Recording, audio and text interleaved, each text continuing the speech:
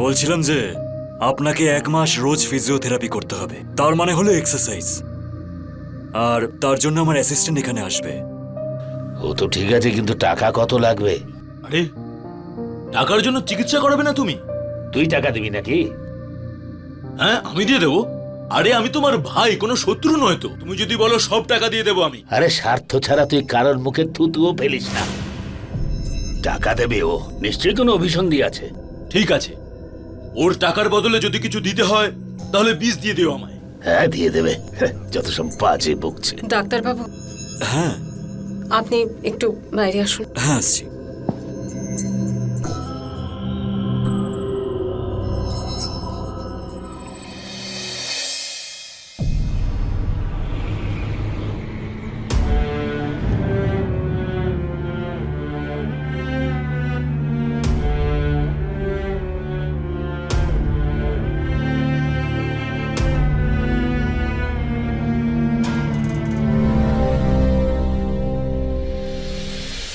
বাবা, আসলে অঞ্জলির নতুন কিছু জামা কাপড় দরকার। বাবা উধাও হয়ে গেছে, তার কোনো খবর নেই। ওদিকে মেয়ে ফ্যাশন করছে, টাকা কি গাছে ফলে নাকি? কোনো চিন্তা আছে সেই নিয়ে? কেন থাকবে না চিন্তা বাবা, কিন্তু ও তো এখনো ছোট। কলেজে সবাই ওকে জিজ্ঞাসা করছে যে তোর কাছে জামা কাপড় নেই, রোজ এই জামা কাপড় পরে আসছিস।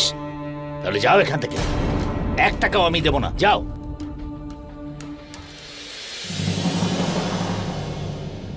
তুমিই বলো, রোজগারের লোক আমি একা, তার উপরে আমার পা ভেঙে গেছে, এ নিয়ে অনেক টাকা খরচা হচ্ছে। কোথা থেকে আমি টাকা নিয়ে আসবো? সব সময় টাকা দাও টাকা দাও টাকা দাও করছে। তুমি হাঁটুটা দেখো, আমি ওষুধ লাগিয়ে দিচ্ছি। দেখাও দেখাও। এতে একরকম খরচা, ওদিকে আর রকম খরচা। ঠিক আছে ঠিক আছে ঠিক আছে।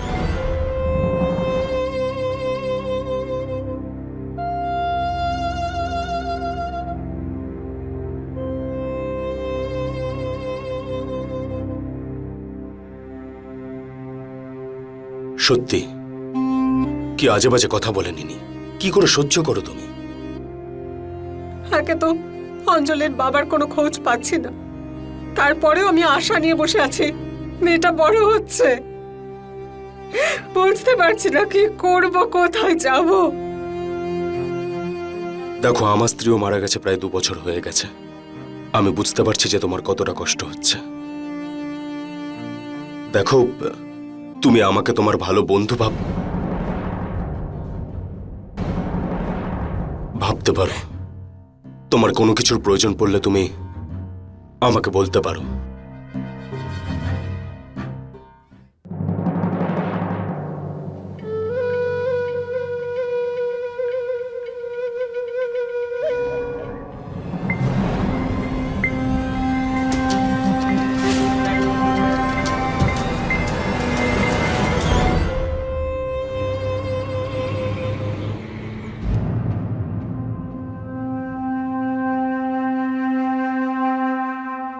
এইভাবে যদি খেলিস না তাহলে সারা বছর কেটে যাবে।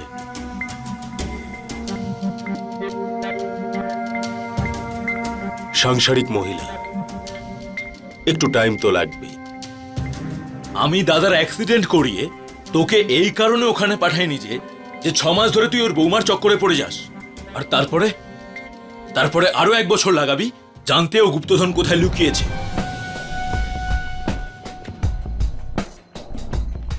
অত চিন্তা করে লাভ নেই, কাজ ঠিক হয়ে যাবে। কিন্তু ভাগটা একটু বেশি লাগবে আমার। আরে গুপ্তধনটা তো খোঁজ, তারপর গুঁজে দেব তোর মুখে ভাগ। আরে খোঁজ করে নেব।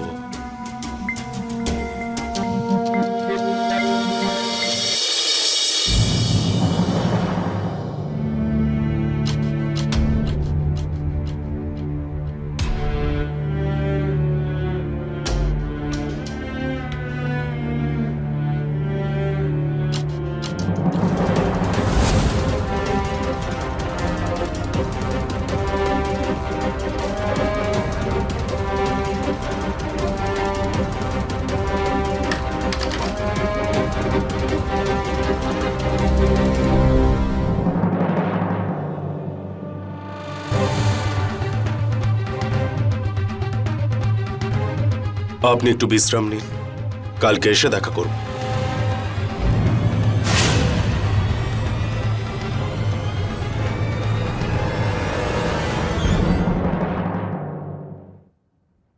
প্রীতি ম্যাডাম, আরে আপনি? নমস্কার। এগুলো আমি তোমার জন্য কিছু নিয়ে এসেছি, তোমার আর তোমার মেয়ের জন্য। আরে না, এসবের কি দরকার ছিল? এমনিতেও বাবা দেখলে ভীষণ রাগ করবেন, আমি নিতে পারবো না। আরে বাবা, তোমার প্রয়োজন তাই তো এনেছি, আর সব কথা কি বাবাকে গিয়ে বলতে হবে নাকি? কিন্তু এই নাও, প্রসাদ খাও। নাও নাও নাও নাও নাও। এই প্রসাদ কিসের জন্য? প্রার্থনা করেছি আমি, যাতে তোমার স্বামী সুস্থভাবে ফিরে আসে। খাও খাও। এবার তুমি দেখো, ও খুব তাড়াতাড়ি ফিরে আসবে। জানো, যখন প্রথমবার আমি এই বাড়িতে এসেছিলাম, এত বড় বাড়ি দেখে আমি ভেবেছিলাম যে অনেক অনেক টাকা রোজগার করে তবেই এখান থেকে ফিরবো। কিন্তু তোমার শ্বশুরের স্বভাব দেখে মনে হয় যে যেই চিকিৎসাটা শেষ হবে, সাথে সাথে আমার হাতে 100 টাকা দিয়ে বলবে যে যাও, চলে যাও এখান থেকে। কি ধরনের মানুষ ইনি? কাল সবকিছু শুনছিলাম যে কিভাবে তোমার উপর চেঁচাচ্ছিল। হ্যাঁ, আমার কিন্তু একদম ভালো লাগেনি, বলে দিচ্ছি। কি করে সহ্য করো তুমি ওনাকে?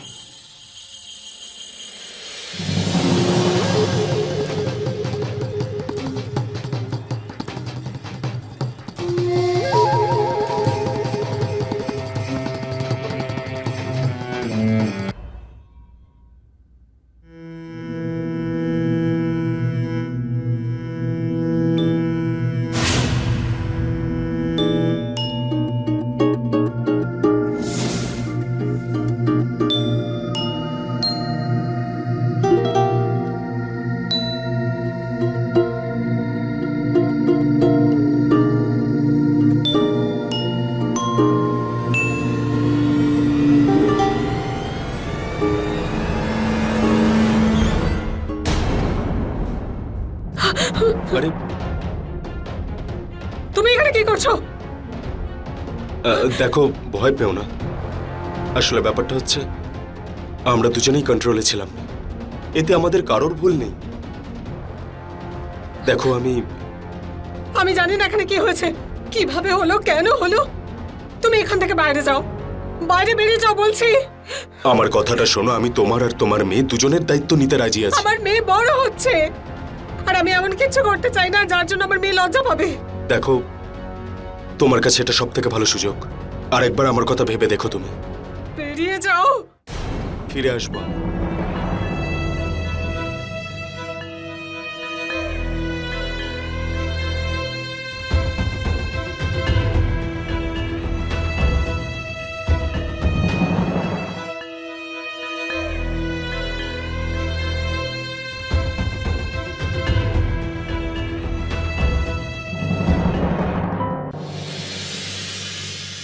কোনো কিছু এগোলো?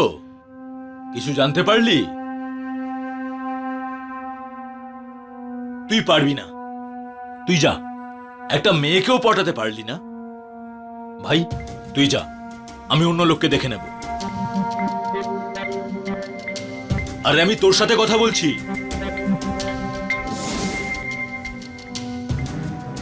আমার ভাগ্যটাই খারাপ। প্রথম ছেলেকে পেলাম, তার সাথে সেটিং করলাম যে কিভাবে গুপ্তধন পাবো, জানি না কোথায় নিখোঁজ হয়ে গেল। আর তুই, আরে তুই জানিস কতটা সমস্যা হয়েছে তোকে ওখানে পৌঁছতে? আর তুই কি করছিস? লটর পটর। তুই যা, আমি কোন অন্য লোককে পাঠাবো।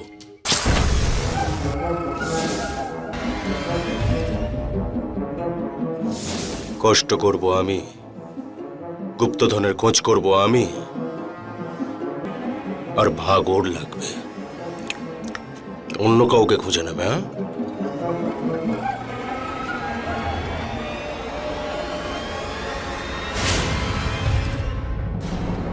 আমরা কখনো কখনো এরকম কিছু না কিছু পাবার আশা রেখে থাকি, যা আজ আমাদের কাছে নেই। এতে কোনো অন্যায় নেই, কিন্তু সেই জিনিস পাবার জন্য সঠিক রাস্তা ব্যবহার করা, এটা খুবই গুরুত্বপূর্ণ। না হলে লক্ষ্য তো দূর থেকেও দেখা যাবে, কিন্তু যখন আপনি পা বাড়াবেন, তখন এমন কিছু বিপদ সামনে আসবে যা আগে থেকে বুঝতে পারা যাবে না। ঘনশ্যাম থেকে চক্রধারী অবধি আর সুনীল থেকে শক্তি অবধি সবাই এই সম্পত্তির লোভে পড়ে ভুল রাস্তায় পা বাড়িয়েছিল। 3 জনের প্রাণও চলে গিয়েছিল, আর লোভের বশে থাকা মৃত্যু নিজের পরবর্তী শিকারের খোঁজ করছিল। আসলে কি হতে চলেছিল এই ভয়ঙ্কর খেলার পরিণাম, আসুন দেখা যাক।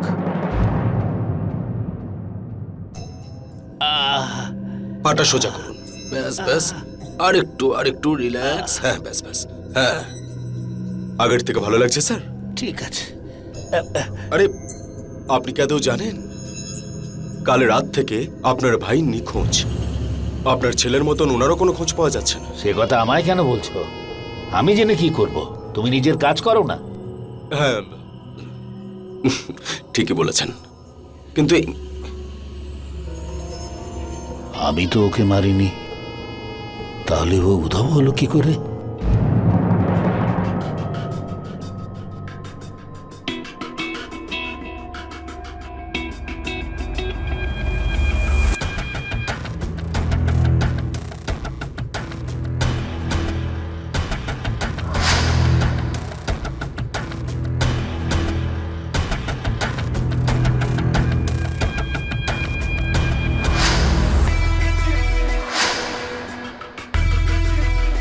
হাত ছাড়ো আমার, না হলে কিন্তু আমি বাবাকে ডাকবো। চেঁচাও। হ্যাঁ। আরে চেঁচাও না। বাবাকে কি ডাকবে তুমি? পুরো পাড়ার লোক সবাই মিলে একসাথে জড়ো হয়েও যদি ডাকে না, তবু ওই পুরো চোখ খুলবে না। আমার ওষুধের প্রভাবটাই এরকম। তুমি এই যা কিছু করছো এটা কিন্তু ঠিক নয়। আচ্ছা, এবার তোমাকে একটা দারুণ জিনিস দেখাবো। এই দেখো, দেখো না।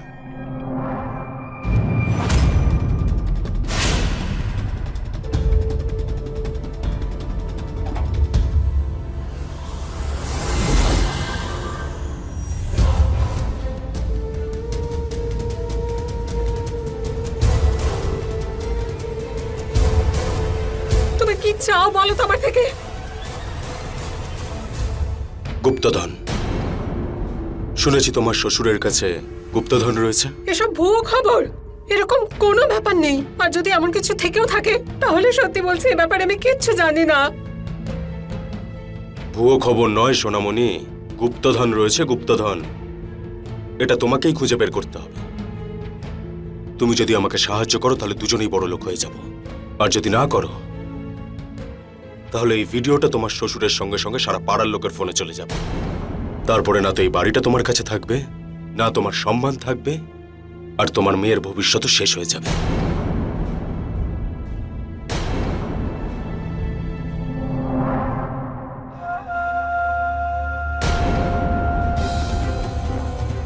এবার ভেবে দেখো, তোমার হাতে সিদ্ধান্ত রয়েছে। বড় লোক হতে চাও আর নাকি শেষ হয়ে যেতে চাও?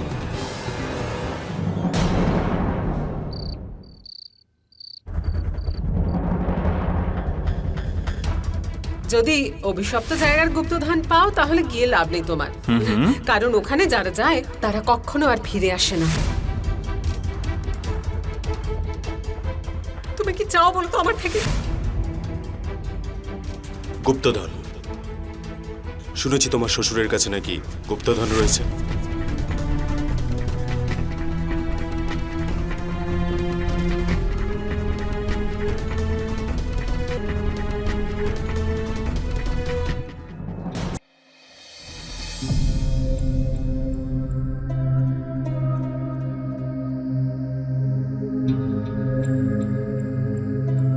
ঠিক আছে ঠিক আছে ঠিক আছে, স্নানের পরে আমি তোমায় ডেকে নেব। এইটুকু আমি লাঠি নিয়ে চলে যেতে পারবো। যাও।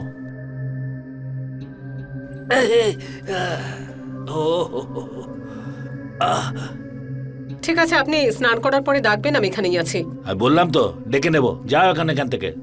ও এই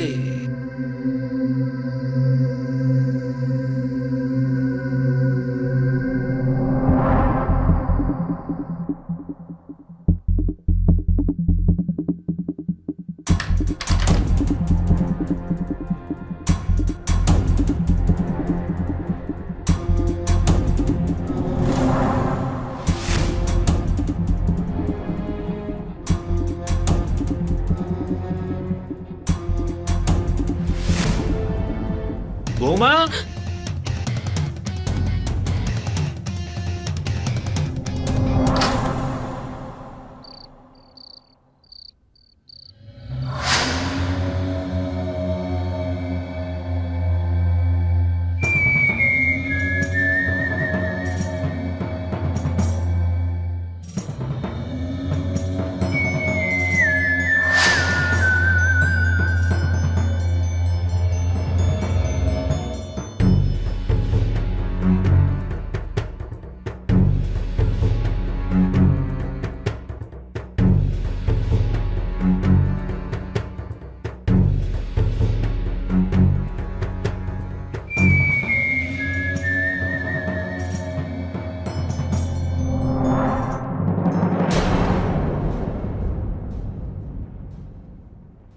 আমি বাবার ঘর পুরোটা দেখেছি, কিচ্ছু নেই সেখানে। কিন্তু প্রত্যেকদিন রাতে গিয়ে কুয়োর ভেতরে কিছু দেখেন, হয়তো গুপ্তধন ওখানেই আছে।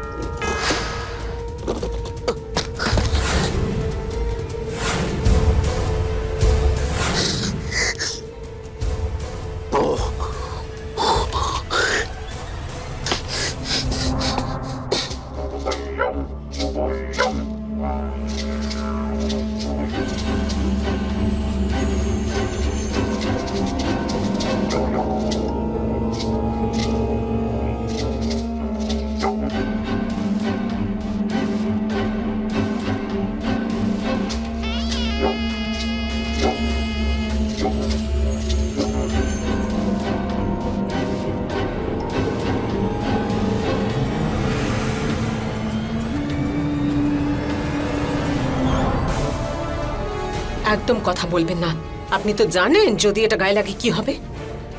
স্বামী উধাও হয়ে যাবার পরে নতুন প্রেমিক ধরেছো, তার মানে তুমি ওকে শেষ করেছো। একটা কাজ করো, একে ভেতরে নিয়ে চলো। এই জায়গাটা এই তালাটা খোলার জন্য ঠিক নয়, এখানে থাকা যাবে না। ওকে ভেতরে নিয়ে চলো, চলো।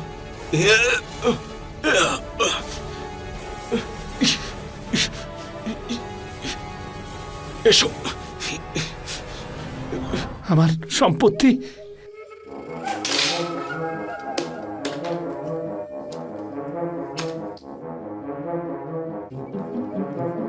খুলবে না, এটা খুলবে না। নে, চেষ্টা করে দেখ না। তুই এত নিচে নামবি এটা আমি কখনো ভাবতেও পারিনি। না আমি নিচে নেমেছি, আর না এসব আমার চাই। এসব আমি এই জন্যই করেছি কারণ আমি জানতে চাই অঞ্জলির বাবা কোথায় আছে। কারণ হারিয়ে যাওয়ার আগেও একটা গুপ্তধনের কথা বলেছিল, আর শক্তিও গুপ্তধনের কথা বলেছিল। আমি সব জেনে গেছি। কেউ টাকা পয়সার ব্যাপারে কথা বললে আপনি তার সঙ্গে কি করেন।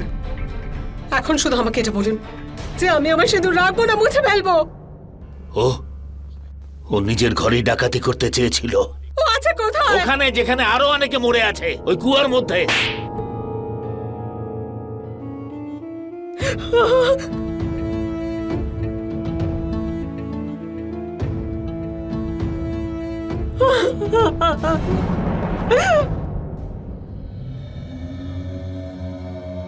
আমি বললাম না এটা খুলতে পারবি না।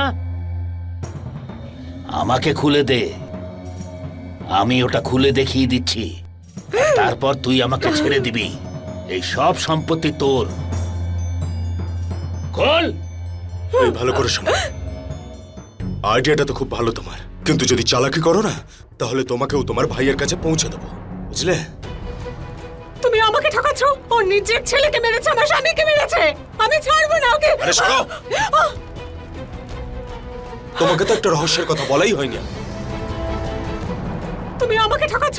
ও নিজের ছেলেকে মেরেছে, আমার স্বামীকে মেরেছে। আমি ছাড়বো না ওকে। ছাড়ো। তোমাকে তো একটা রহস্যের কথা বলাই হয়নি আমার।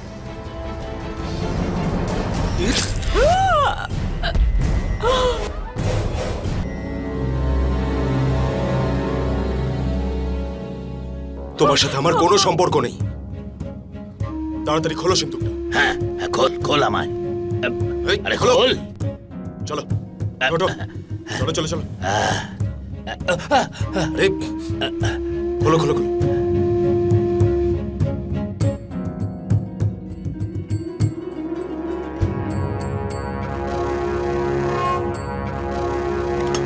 হ্যাঁ, খুলে গেছে।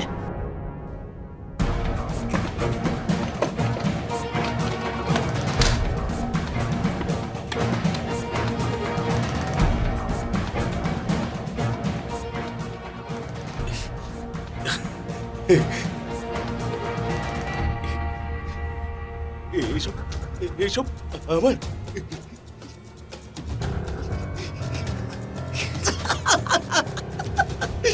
এসব আমার সব সব আমার আমার এসব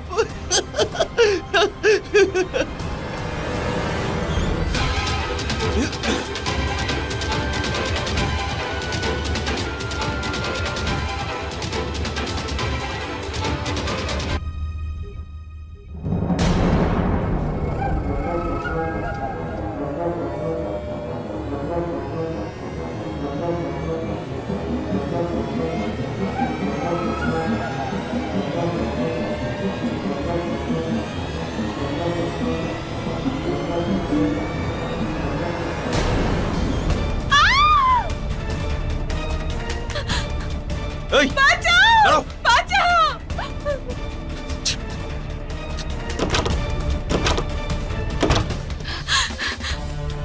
হ্যালো হ্যালো, পুলিশ।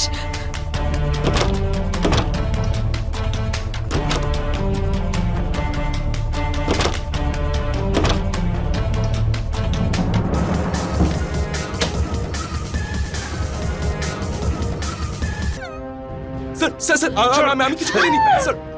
আমি কিছু করিনি স্যার। এরপরে তোকে জিজ্ঞাসাবাদ ছেলে নিয়ে জেলে করব জিজ্ঞাসাবাদ তোর করবো সঙ্গে। আমি। নিয়ে চল। চলো ওকে। চল স্যার।